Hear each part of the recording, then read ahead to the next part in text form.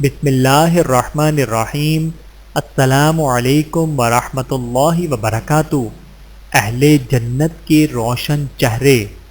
نبی کریم صلی اللہ علیہ وآلہ وسلم نے ارشاد فرمایا، قیامت کے دن جنت میں سب سے پہلے داخل ہونے والوں کے چہرے 14ویں رات کے چاند کی طرح روشن چمکدار ہوں گے، اور ان کے بعد داخل ہونے والی دوسری جماعت کے لوگوں کے چہرے آسمان کے اس ستارے کی طرح روشن و چمکدار ہوں گے جو سب سے زیادہ چمکتا ہے۔